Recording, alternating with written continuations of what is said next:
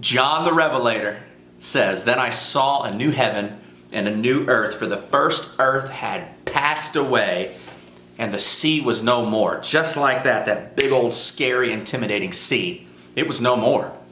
You see, when the world calls Christians short-sighted, narrow-minded, it's the Christian that offers the most hope. Instead of securing ourselves to a world that will literally vanish, as you saw John say in Revelation, we follow Jesus, who says, "If I go prepare a place for you, I will come again, and I will take you to myself, that where I am, you may be also."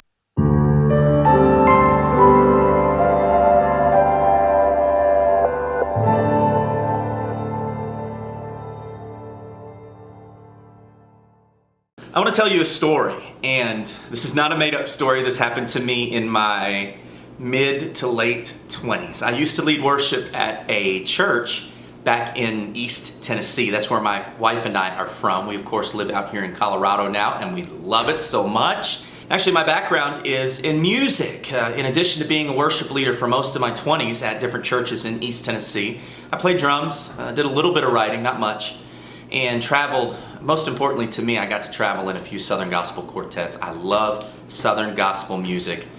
So I was leading worship, and I'll leave the church unnamed, but this was the Sunday before Memorial Day. Now, one thing you need to understand about churches in the South, when there's a holiday coming up, typically that Sunday before the holiday, if it's an impactful holiday, typically that's kind of your theme for that Sunday, and that's okay. I'm not knocking that. I enjoyed services that had a theme. I liked looking at the different flow of the service. I loved it.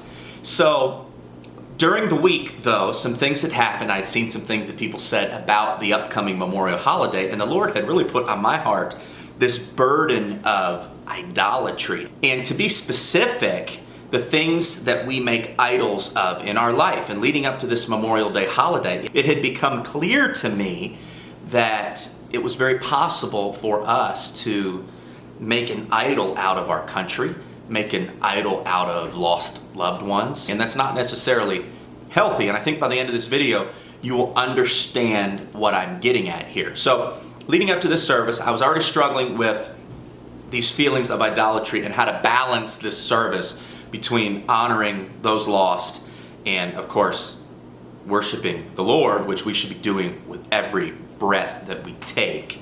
So as we get into the service, doing some great songs, everybody's enjoying it. Well, there's a transition where we're going to go from a patriotic song to a hymn. So when we get to the transition, which I would like to do transitions over the piano intro. So, the pianist would go into the song, and then I would speak. I wanted to inject truth into our worship services in addition to the songs. So one thing I said in a transition between a patriotic song to a hymn was, let's remember today as we honor the memory of those that have given so much. Let's remember that the Lord, Jesus, gave the ultimate sacrifice on the ultimate battlefield of eternity.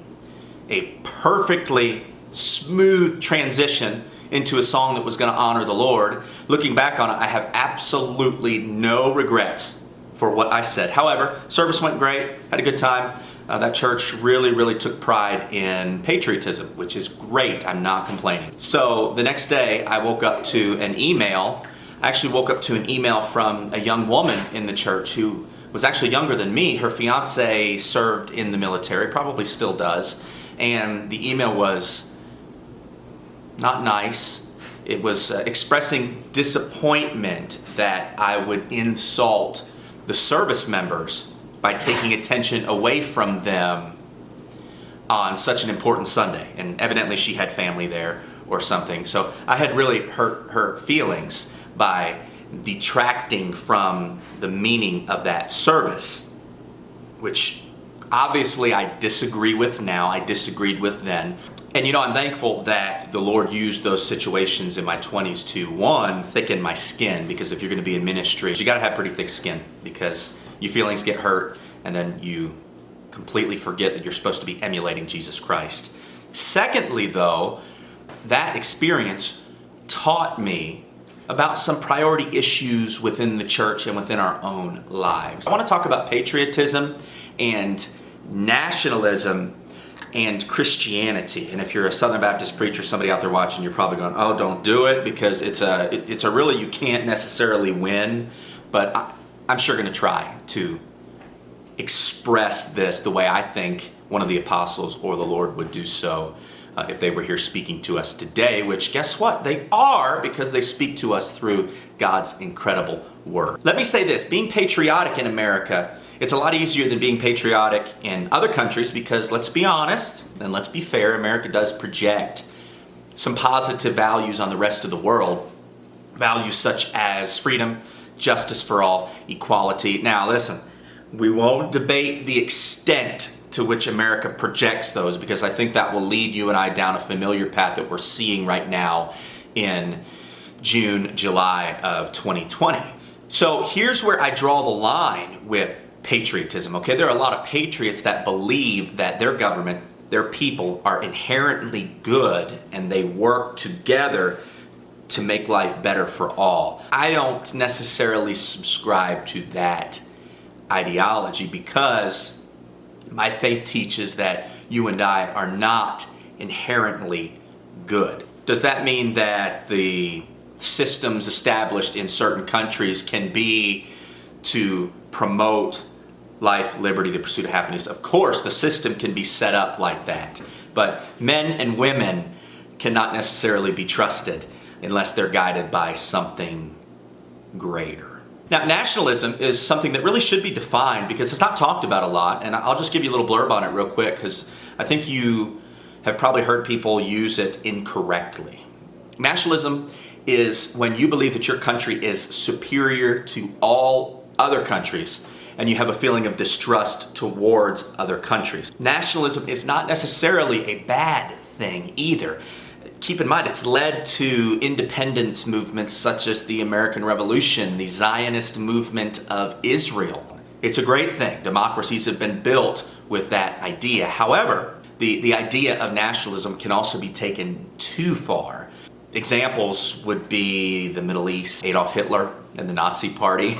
During the 2016 presidential campaign, Donald Trump actually referred to himself as a nationalist, and he took a lot of heat for that. And look, I believe in giving heat where it's due and then trying to be fair and trying to understand what somebody's saying when you can. And I do believe it's important to note that being patriotic or nationalistic is okay as long as your morals are guided by something that supersedes your patriotism, your nationalism. But if your thoughts on country, on yourself, on a political figure, on a political party, on a certain movement, on your opinions, if those supersede your ideas of the God of the Bible, you might have problems. Honestly, if you don't agree with me, it's really hard to argue with me because watch television right now. We have all sorts of different ideas being suggested, whether it's the Black Lives Matter to the All Lives Matter to the Blue Lives Matter. It's all sorts of different ideologies, when really we should be able to scale all those back. If we were all in our right minds and our right hearts, we should be able to scale those back to things that are more important than just those things. And one thing I've really been thinking over the last several weeks and months is I think a lot of us are clinging to opinions and ideologies that we think makes us good. And my argument with this channel and with every video that you will ever see me make is that none of us are good. You've got to find another reason to be good because it is certainly not in your biased opinions on things. And that goes for me too. So for me, just like the story I told you earlier, it's really difficult to exist in 2020. It's tough to exist and straddle the fence between my love for country, my love for my own beliefs. Here's the great news. Even as I struggle to do that, as you struggle to do that, the Lord has given us perfect examples of how serious we are to take His word. So Matthew 22, verses 15 through 17. Then the Pharisees went and plotted how to entangle him in his words. And they sent their disciples to him along with the Herodians, saying, "Teacher, We know that you are true and teach the way of God truthfully, and you do not care about anyone's opinion, for you are not swayed by appearance. Tell us then what you think. Is it lawful to pay taxes to Caesar or not? Now here's the thing. I was reading it that way because there's some context here that you need to understand. Let me explain what's going on here, okay? There's three different belief systems here, okay? You have the Pharisees are here, you have the Herodians, and you have Jesus Christ. Obviously, Jesus said, I am the way. I supersede the Jewish faith. I supersede the Roman Empire.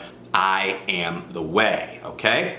Then you have the Pharisees. They were traditionalists. They were loyal to the Jewish faith, the Jewish nation.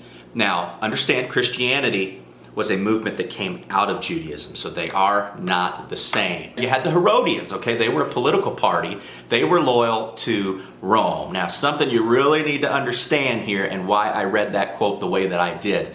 The only person that the Pharisees and the Herodians hated more than each other was Jesus. So they're trying to get Jesus to basically choose sides here with a pretty tricky, nearly unanswerable question. Regardless of how he answers, the Jews are probably going to call him a traitor to the Jewish faith, where the Romans are going to call him a criminal and arrest him, which of course we know they do eventually anyway. So that's what's going on here. Check out what Jesus says. The verse says, "But Jesus, aware of their malice, said, 'Why put me to the test, you hypocrites? Show me the coin for the tax.'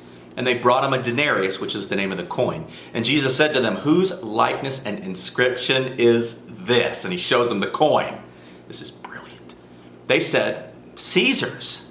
Then he said to them, 'Therefore, render to Caesar the things that are Caesar's, and to God the things that are God's.' When they heard this, they marveled, and they left and went away." They often did this when Jesus would respond to their ridiculous questions. They would marvel, and they go, "Well, that was terrific." And then they would leave, and then they would plot how to get him the next time. So Jesus listened to his mortal enemies disingenuously compliment him while asking him to make a ridiculous selection between two things that he had no business choosing. Because remember, he was the way. I think that applies to what we're talking about here today. Let's get something straight though. Jesus was not of this world. Like I said he was the way. And if you're watching and you're a Christian, or if you're watching and you eventually become a Christian, I hate to break it to you, you're not of this world either. But as you'll see by the end of this video, that is a great thing to not be of this awful world. Any aspirations you have of being the most patriotic person, just forget them. Not saying being patriotic is bad. Just forget your aspirations of being the most patriotic person there is, because you have a higher calling. It's just not the most important thing. And if you think I sound anti-American or anti-patriotic for wherever you live, or maybe I just sound harsh, check out how serious Jesus is in the Bible. Matthew 8:18 through 22 says this. "Now when Jesus saw a crowd around them, he gave orders to go over to the other side. And a scribe came up to him and said, 'Teacher, I will follow you wherever you go.'" Let me interject here for a minute, because Jesus knew his heart, and this was a Jewish scribe that didn't necessarily agree with everything that Jesus said or taught. Jesus knew his heart. Jesus knew that this scribe only wanted to follow him to say that he had brushed shoulders or had been around or had followed Jesus Christ. It was a notoriety thing. So here's what Jesus says to him. He says, "Foxes have holes and birds of the air have nests, but the Son of Man has nowhere to lay his head." His point there being, listen, if you're wanting to follow me because you think it's going to do something for you, don't waste your time. It's not. This is a marathon here. This is not a sprint. There's another great example here. Another of the disciples comes to him and says, "Lord, let me first go bury my father." And Jesus says to him, "Follow me, leave the dead to bury their own." Now that sounds really harsh, but the cool thing about the Gospels, Matthew, Mark, Luke, and John, 4 different authors telling a lot of the same stories. So where one author may not talk a lot about something, the other one will. What I like about this is that was the account in Matthew. Luke gives us a little bit more of the context in this example. And basically the story here was, this guy basically says, hey, let me go bury my father first. Well, Jesus knew, and this is according to Luke, not just making this up, Jesus knew that his father wasn't dead yet when he says, let me go bury my father. The reason the guy wanted to go home and bury his father and then come back and follow Jesus is because he was worried about his inheritance. His father was dying, so he wanted to go back, be with his father while he died, secure his inheritance, maybe bury his father, maybe not, and then come back and follow Jesus. Jesus' point here, as harsh as it sounds, I think it speaks to you and I as well. He says, hey, listen, you let the spiritually dead bury your physically dead father when he dies, but if you're going to follow me, you don't put Jesus in your back pocket. And I do feel like a lot of us do that with our opinions, with the things we're passionate about, whether it be something casual or something serious, like a worldview, like treating other people poorly when you're not supposed to because you think something they believe is wrong, which that's wrong. Think about it. Let that sink in, because that just came out of nowhere. Remember, God is love. We will eventually make a video on that, but basically what that means is whatever he does, whatever he says is in love. And that's a different take on that verse. That's the more accurate understanding of that verse. Now, you may think Jesus is being tough here in some of the examples that I've given you, but you got to understand something.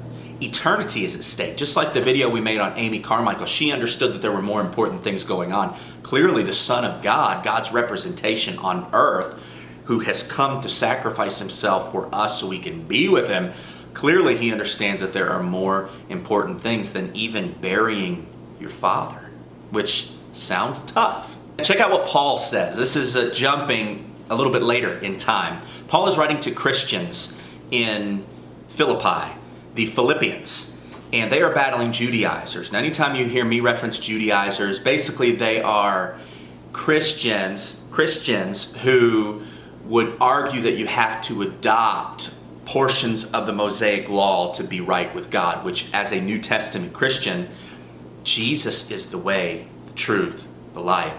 That's it. You don't have to adopt these things. One of the big things these Judaizers would argue would be for circumcision, okay? This is the context behind what I'm going to read you. Also, remember, the Apostle Paul, as he's writing this, he's been saved for nearly 30 years, okay? Paul is a superstar. He's done some huge things for Jesus over the last 30 years after persecuting Christians until Jesus got a hold of him on the road to Damascus, which is a fantastic story. One day we'll shoot a video on that too. So he's a spiritual giant, okay? Anybody he comes in contact with, they probably know who he is. They probably have a strong opinion on him, love him or hate him. But he's saying in these verses, I'm still working towards heaven and I'm fulfilling God's calling on my life. Check out what he says. But whatever gain that I had, I counted as loss for the sake of Christ. And he doesn't hold back either. This is what he says. Though I myself, I love this, though I myself have reason for confidence in the flesh also. If anyone else thinks he has reason for confidence in the flesh, I have more. He then lists all of the advantages that he brings to the table, okay? He says, and these are some pretty impressive advantages for back then. Anybody would have seen this list and went, wow, this guy's fantastic. Here's what he says. He says, I was circumcised as a baby. I'm Jewish.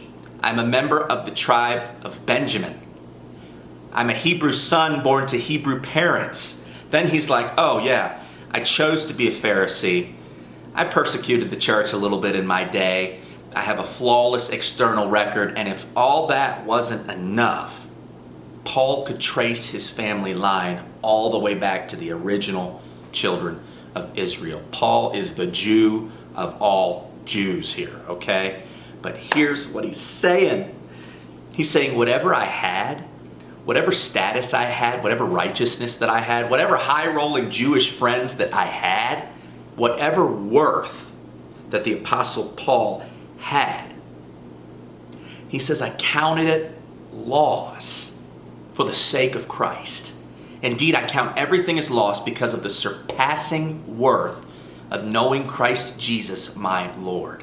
For his sake, I have suffered the loss of all things, and I count them as rubbish. He counts them as garbage, in order that I might gain Christ and be found in him only. Not having a righteousness of my own that comes from the law. You see what he's saying. He's saying from you guys saying you have to go be circumcised to be right with God. That doesn't give real righteousness. Righteousness does not come from the law. Righteousness does not come from your opinions on anything. But he says, but that which comes through faith in Christ, the righteousness from God that depends on faith, that I may know him and the power of his resurrection. Remember, everything is predicated on the death of Jesus Christ and his glorious resurrection. Everything is predicated on that. He conquered everything in that moment. And that I may share in his sufferings, becoming like him in his death, that by any means possible I may obtain the resurrection from the dead. Paul is saying if anybody has a right to go talk some smack, to go talk some trash, it's me. But I'm too busy on this pursuit of Jesus Christ. But Paul concludes this chapter, and Philippians chapter 3, it's just hard to not read you the whole chapter. He says in verses 12 through 14 of chapter 3, he says, not that I have already obtained this or am already perfect, but I press on to make it my own because Christ Jesus made me his own. Brothers, I do not consider that I have made it my own, but one thing I do. I think you and I should do this too. He says, forgetting what lies behind and straining forward to what lies ahead, I press on toward the goal for the prize of the upward call in Christ Jesus. For the upward call of God in Christ Jesus. This is how he ends the chapter. Let those of us who are mature think this way, and if anything you think otherwise, God will reveal that also to you. Only let us hold true to what we have attained. Brothers, join in imitating me and keep your eyes on those who walk according to the example you have in us. He's referring to believers, maybe the apostles. For many of whom I have often told you and now tell you even with tears, walk as enemies of the cross of Jesus Christ. Their end is destruction. Their God is their belly. We're going to come back to that. And they glory in their shame with minds set on earthly things. But our citizenship is in heaven, and from it we await a Savior, the Lord Jesus Christ, who will transform our lowly body to be like his glorious body by the power that enables him even to subject all things to himself. Like I said, I know that's a lot of reading. There's just no way that I could say it more clear than what Paul is saying here. Here's what you should take away from what we've talked about just in these couple examples from Jesus and from Paul. If you live in a great country, praise the Lord. If your country stinks, if you're watching this and you disagree with something, look, maybe you live in America and you disagree with a policy and it has jaded you on America. Man, I'm right there with you. No matter what side of the aisle you're on, I'm right there with you. Praise the Lord anyway, because he is good. And according to Romans 13:1, there's absolutely no authority on earth except from God. And Romans says that authority exists because God has instituted the authority. Now, if you're a Christian and you feel like you don't belong sometimes, boy, am I right there with you. Good. We're not supposed to feel like we belong. Peter says, you and I are sojourners and exiles in whatever land we've been called in. As we look around in June, July, August, and probably the rest of 2020, we're probably going to see men and women who have made idols out of their own opinions. Paul said in Philippians, he said, their end is their destruction, their God is their belly, and they have their mind set on earthly things. Well, I mean, we look all over the place in 2020. Our minds are set on earthly things, and Paul says, on the authority of Jesus Christ, that that's going to be their destruction. So that's why it's important for you and I, when we get discouraged, to understand that, hey, the apostles understood this. Jesus understood this. We are going to feel like we're just passing through. Embrace that. You're just a sojourner. You're just an exile, put here to visit and put here to do something special in Jesus' name. Because as we look around, like I said, we see men and women who have made idols out of their opinions, and clearly they're not happy. Clearly there is such a state of unrest right now in the world that that way is not working. I challenge you to argue that with me. Revelation 21, verse 1, John the Revelator says, "Then I saw a new heaven and a new earth, for the first earth had passed away, and the sea was no more." Just like that big old scary, intimidating sea, it was no more.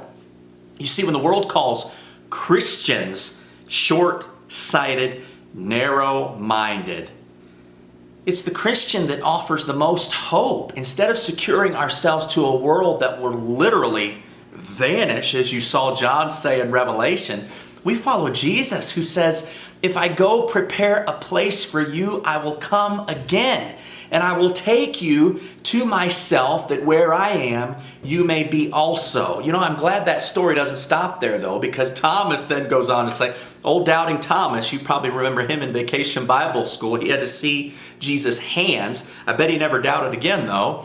But just like Thomas from the Bible, Thomas goes on to say, "Hey, Lord, we don't know where you're going. How can we know the way?" And then what does Jesus say? He says, "I am the way and the truth and the life. No one comes to the Father except through me." It is my prayer today that your patriotism, your nationalism, whatever you adhere to, whatever you are passionate about, I pray that it's rooted in a deep love for Jesus Christ and what he taught and what he came here to do. And most importantly, in his incredible, humble, sacrificial example for how we are to respond to the way people treat us. May your deepest desires always be secondary to the desire to follow and be like Jesus Christ. Happy 4th of July. Go out and light off some fireworks if you can. I know a lot of places you can't right now, but my wife and I will be in prayer for you. Thank you so much for your support, and we'll see you next time.